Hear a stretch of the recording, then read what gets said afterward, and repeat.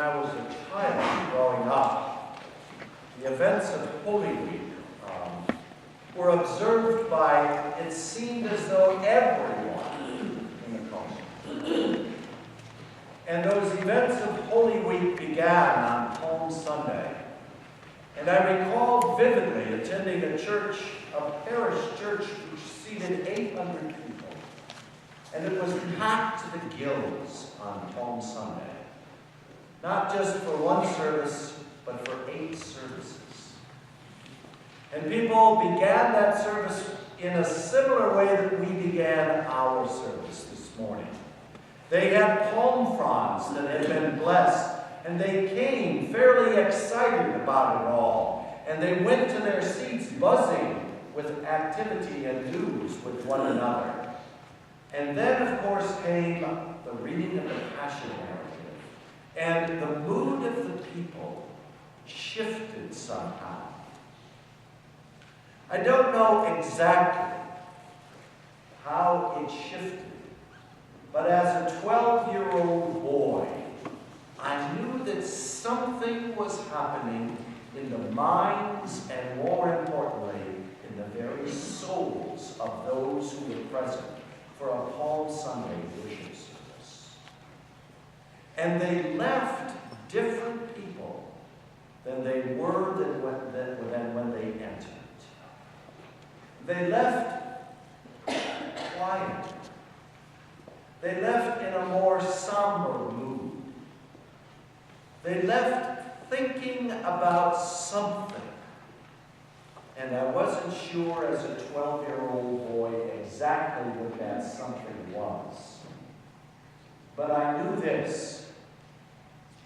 For a people who were living in the United States of America in the 1950s, Palm Sunday was only a part of what was to unfold in the next several days. Palm Sunday did not stand on its own, but something important had begun on Palm Sunday in the very souls of those people. It continued on Maundy Thursday, when we didn't have 8 services on Maundy Thursday, but we had one heck of a service in the evening. And it was overflowing to capacity. People came on Maundy Thursday. And back in the 1950s, they still had that solemn stripping of the altar as a way to end the Maundy Thursday service. And people left in silence. And as a 12-year-old boy, believe me, I knew that something momentous was happening inside of those people who had attended the Maundy Thursday service now. And the same thing happened on Good Friday. Churches again were filled to the brim. And an incredible thing happened, and for those of you that are younger than I, you may find this hard to believe, but the whole society shut down on Good Friday, particularly between 12 and 3 o'clock. Not only were private schools closed, so too were public schools. Not only were businesses closed, but even businesses run by people of the Jewish faith were closed in respect and observance of Jesus' death. It was a marvelous thing to behold back in the 1950s, when everything shut down out of a sense of reverence for the death of Jesus. And churches were filled from 12 until 3 o'clock. The worship service itself usually took about an hour and a half to complete. And sometimes, if you were in congregations that had people who had been raised in Christian churches from Europe, you'd see them coming forward in the old-fashioned way, in the front aisle, going up to where the cross of Jesus was that was veiled, on their knees. It was a little bit uncomfortable for a 12-year-old boy to see that happening, but I can tell you it made an impression on me as well. Again, just like on Palm Sunday and on Maundy Thursday, on Good Friday, you couldn't help but sense that something had changed in people's lives. And of course, it was not yet complete. The something that seemed to come to completion happened on Easter Day, when again the churches were filled, this time in a much less somber mood, a much more celebrative way. When people came dressed differently than they did on Palm Sunday and Maundy Thursday and Good Friday. They came to church on Easter Sunday as a way of celebrating. And I asked myself the question, why was that so? And what changes happened in those people? And I realized that what changes happened in them, middle-class, middle-aged people, happens to you and I who pay attention as well. Because the events of Holy Week are part of all of us. And they begin when we're middle-aged.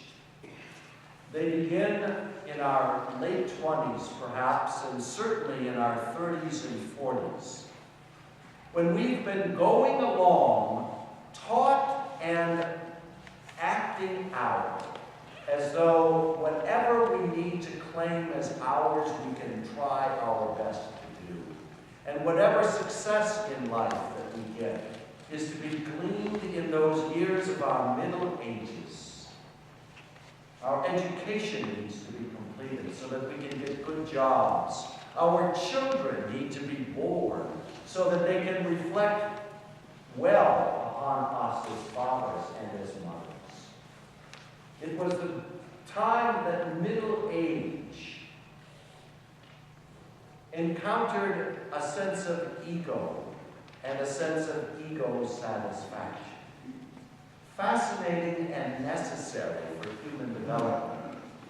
And I reflected upon Palm Sunday and how it must have been for Jesus to at least have detached himself a little bit while he was riding on the donkey and saying, you know, maybe I really am making an impact on the world. I think that's a necessary part of human development in your mid-part of life. To be able to say to yourself, maybe I am making a difference, and maybe my legacy will count for something.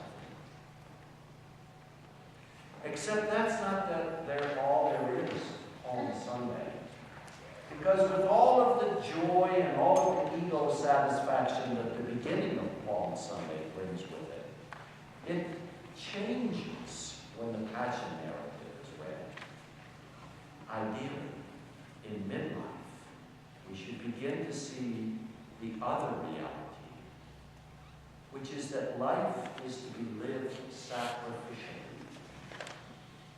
voluntarily sacrificially, because God does not force us to live our lives sacrificially any more than I believe God forced his Son to live his life sacrificially.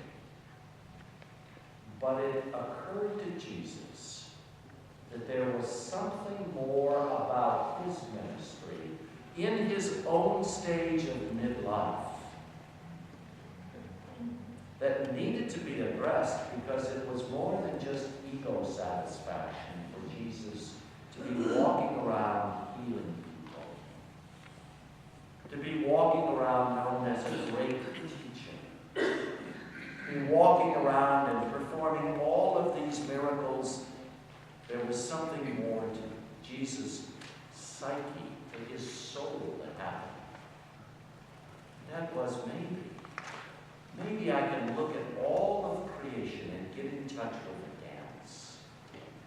And the dance is using all of our resources, our skills and our gifts and all of those things that I have been raised to think are of value, and to use those in a sacrificial way so that others may benefit. Paul talks about that in today's epistle, which is to the Philippians, his most beloved community of all. And Paul shared with them that wonderful verse, or those verses, in which he said, Jesus emptied himself. The Son of God did not lord it over others, but emptied himself in the form of a servant and served others. And that was the transition in Jesus' life. The transition to servanthood, even to death on the cross, that allowed Christ to become even more full, I believe, as a human being, in his earthly form. And that's the challenge for us today. I think that's what happened when I was growing up to those people who were attending worship services and who came feeling very good about themselves and about the community that they lived in. And then began to realize there's more to this.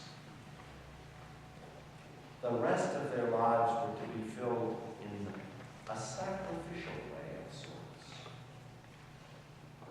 And the light bulb went on inside of my head when I began to observe people that never did that message, that lived their lives on a kind of perpetual ego trip, and who never see themselves as offering themselves to others in a kind of sacrificial way, offering their time and talent and all the other things about their lives. They live at a shallow level. There's something that is lacking, and I end up feeling sorry for people like that, who are so self-absorbed and self-centered that all they want is adulation. What Jesus shows us on Palm Sunday is if you want to deepen your life, and if you want your life to be more fulfilling, you have to give it away. That's the sobering news of Palm Sunday, and it's enacted out on Maundy Thursday and on Good Friday. And believe me, I think that Jesus wasn't quite sure of what would happen to him if he truly gave his life away. That's why the words always catch in our craw when Jesus is on the cross. It says that first sentence from Psalm 22, my God, why have you forsaken me? It's a sobering way of truly giving yourself unconditionally to God. But the story isn't over, as Paul Harvey would say. Because if we do give ourselves away, what the rhythm of life and the dance of being a human being is about, means that something else will happen. And that is that if we allow ourselves to live sacrificially, God is with us. And God will continue to be with us. And God will raise us up in some way, shape, or form.